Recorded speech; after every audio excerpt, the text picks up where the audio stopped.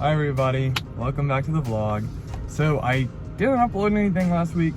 It was super uneventful. Nothing really happened. I worked like every day. And speaking of work, I forgot to update people on the vlog. And really, I just didn't tell anybody in general, but I put in my 2 weeks notice. It was basically a month notice a little while ago. And my last day is this Sunday the 9th. But I'm gonna start focusing on my MCAT that I'm taking January or February.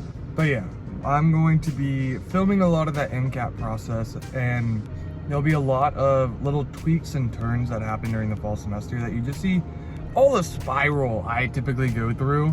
And having a full-time job on top of that just really wasn't satisfactory. But yeah, I quit my job. And I'm just gonna focus on school, and I think that's a very good priority to have during your senior year, is to focus on school, focus on what you're gonna do during your gap year. Because right now I'm looking at that research I told you guys about 2 vlogs ago, and I'm just gonna really make this senior year about my future. And I think that's important to me, and that's what's going to make it successful. And yeah, it's been a wild couple of weeks. Really not eventful, but wild at the same time. Now today, what is happening today? Well, we are about to go interview a biochemistry researcher. Now, the reason that I want to interview someone that's not another biology major, who's not really a psychology major like I am, is so that way we can get a different kind of scope and what other people see in their degree and their major. And I think a biochemist who's a good friend of mine, he's gonna show us a lot about what he does in the lab, what his lab setup looks like, and just a little about, you'll see. I have questions. I have questions to poke and prod at his brain, but it's really about getting an understanding about what other researchers do. And I'm writing a protocol right now, and I think I'm gonna write a grant in the fall because I want to get paid for this research, because you know your boy wants money. And I quit my job. I'm going to give you guys a few little questions that I'm going to use for every researcher interview. I want to try to do one maybe every other month. Let's do it. Let's do every other month interview a researcher. We're going to interview this biochemist, and then we are going to, let's say at the end of this month, I'll just film it. I talked to Dr. Joesting, one of the professors here, who's allowing me to, because I was in the greenhouse with them, she's allowing me to interview her about her research and about all their research assistants. And you guys are gonna have a really big vlog that day. I don't know, I might have to break it up into 2 parts. We'll see. But theirs is all plant ecology and saltwater marsh plants in order to get, I believe, rehabilitation. We all are gonna learn a little bit more, aren't we? There's this giant thing that's been circling the parking lot. I'm at school, and there's like a bunch of people around for no reason. It's summer. Why aren't these people at home? Anyway, yeah, it's going to be a very, very fun event. But let's go now see that researcher. Okay, everybody, this is Matthew Elterman. And yeah, this is going to be the first research interview that we do. Go ahead and introduce yourself. Yeah, like I said, my name is Matthew Elterman. I'm a biochemistry major here at Georgia Southern, going into my 4th year. Yeah. Woo, go me. Yeah. Yeah. And with this, we have a lot of different majors. I'm bio, he's biochem. Again, I said earlier that I really want to expand the scope of research that's shown on this vlog and kind of get different points of view from this campus. Could you summarize what your research is? Yeah, I'll do my best. So my research, the title of my thesis that I'm working on is the amination of 2-bromo-6-methylaminopyridine. And hopefully you'll put a picture of that on the screen so you get a little visual. But it's a big mouthful. But essentially what we're doing is we're looking at extended metal atom chains, which we refer to as EMACs. And these are molecules that pretty much consist of a linear chain of metal atoms. So again, if you want to pull a picture of it, it's pretty easy to picture. Yeah. And with these complexes, these EMACs, there are unique properties that are associated with them purely because of their structure. Like if you go into biology or biochemistry, everything you learn is structure equals function. Right? Yes. Yeah, that's Dr. it. DeMars. Dr. DeMars. Everything structure is function. So the specificity of how something is dictates its role in life. That's just how it is in biology. It's how it is everything. So we look at these EMACs and we try to attach different things to it, and we see how it reacts and if we can actually make something. My lab is more of a synthetic lab. Like, hey, can we make this? Not why we could make this. Even though there are plenty of reasons why, because there's physicists who want to look at the magnetism of what we do. We are mainly of, hey, can we make this? Not anything else. More of synthetically, yes or no. So it's very much investigative. It's a lot. It's very much investigative. Like, parts of the other molecules that my Gillette group has made have never been made before, ever. They're the first ever published molecules of their kind. So this is really novel. It's incredibly novel. Dr. Gillette, the researcher that I'm under, was the first ever publish a trimetallic iron species, a linear trimetallic iron species. So that's kind of partly why I decided to join. But essentially, again, we take these EMACs and we start attaching them with things. And we start attaching it with ligands, and then we add other molecules like AM1, parts of our other builds. What's AM1? AM1 is something you can put on screen.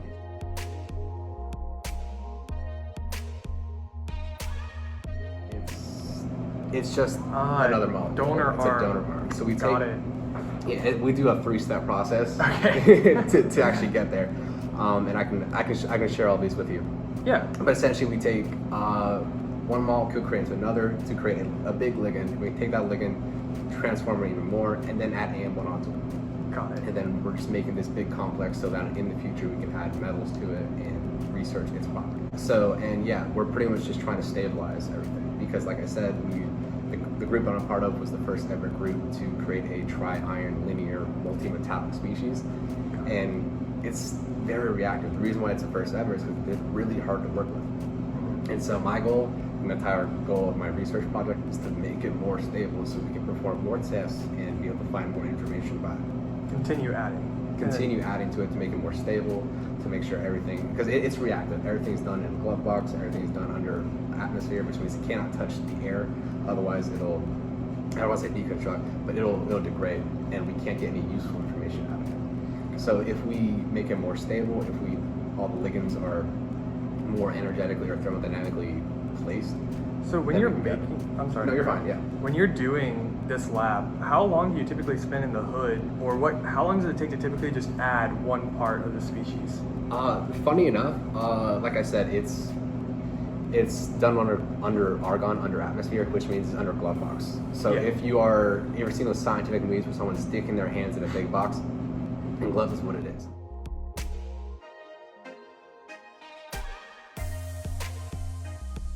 And so if you're not trained in a glove box, it takes a while, because like the simplest things go from like weighing something, which is super easy outside the box. Inside it's tedious. You don't have weight plates. You have tin foil. You have to scrunch it up. And you're in those big gloves. Big gloves, and you have no like real dexterity, so you're using forceps. So that could take a lot of time. But you asked how long I usually spend like in the lab, or like how does like per thing. Both.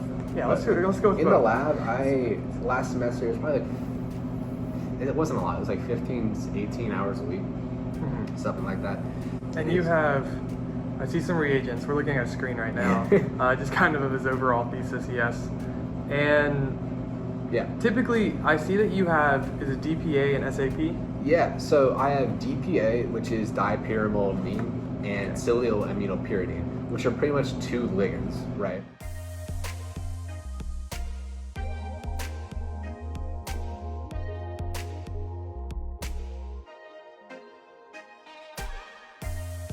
Like I was telling you, we're trying to make it more stable, and these ligands such as DPA and SAP are kind of the classical ones that people have used. So we're doing novel research, but all research is using what's already done. It comes from somewhere. It comes from somewhere. You're standing on, backs of giants type of thing. And so SAP and DPA are kind of just the routes that you take. It's what you attach to whatever ligand you're trying to make, so you can attach something further, right? And that's pretty much where we're at. We're making these bridging ligands, which is SAP, idea, you're attaching it to your molecule, so then you can then attach more to it. This is going to be a learning opportunity in and outside the classroom, I feel like. Do you think that this has taught you anything? It's taught me a lot of patience. It's taught me a lot of patience because you set something up for hours and then it goes horribly. I have stories where just stuff happens and stuff like this is a 3-step process.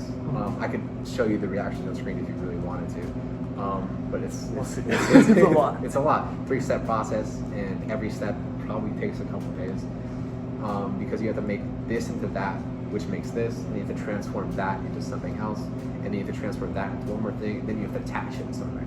So it's a big process, and you have to make sure everything is relatively pure. Because if your starting material isn't pure, the further downstream you get, the more it matters, right? Because if this is like 80% pure right now, what happens when we add something else on top? Yeah. And if that's not 100% pure, then you're losing like 20% of 80%, and you keep going downstream, and it's just a recipe for disaster if your starting material, which you made, isn't pure. So it's just a bunch of different things you have to think of, have to worry about. Yeah, that's it's a lot. But yeah, like you said, you're learning from it. How did you find this research out of all the other ones going on campus? My research that I do isn't really biochemistry. It's just inorganic chemistry, which is not at all the same thing. But we actually on campus, at least the chemistry department, hosts research meetings or research luncheons. Yeah. So before we actually became in LA, I skipped out on one of the LA meetings, or at least partially one, to go to a luncheon here. The pedagogy meetings, yeah, long pedagogy.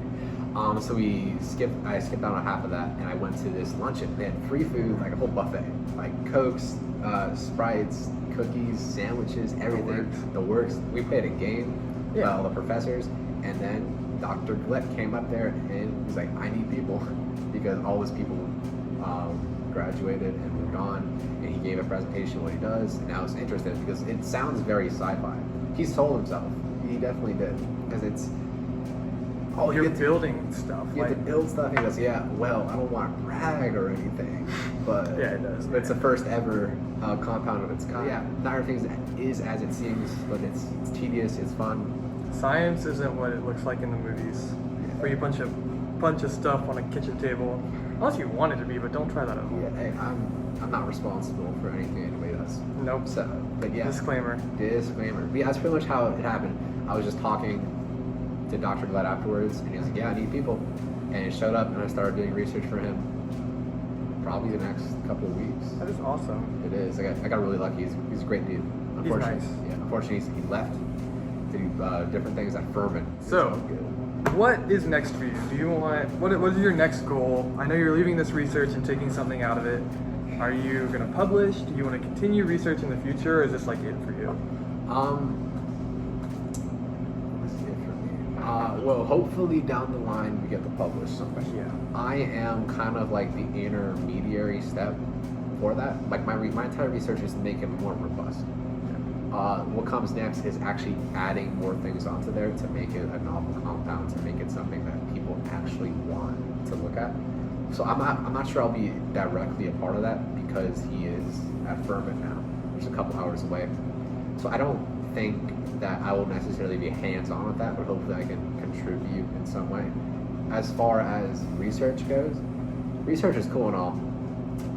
Not for me.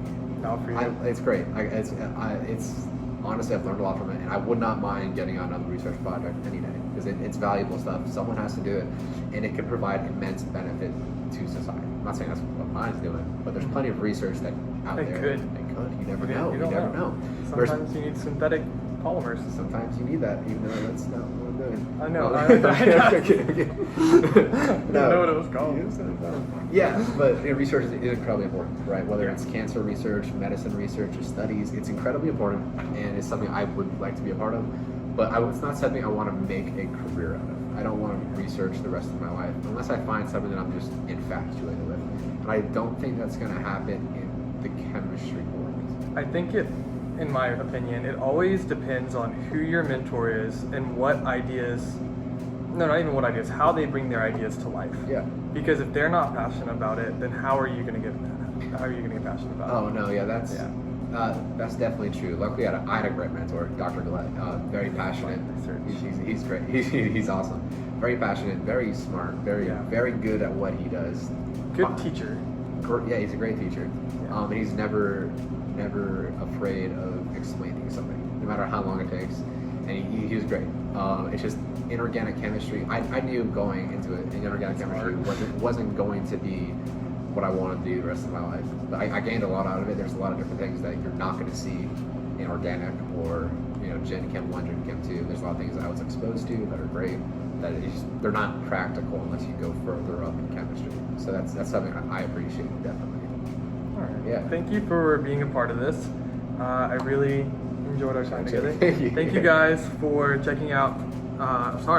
Thank you guys for listening to what Matthew has to say about his research. I think it was really great. It was really inspiring, and I learned a lot about inorganic chemistry because I haven't taken that before, and now I feel like I've learned definitely how to build. Definitely how to build. I'm a chemical engineer now. You can try. Yeah, go right ahead, but go ahead. All right. But thank you, everybody, and I'll see you guys in the next vlog.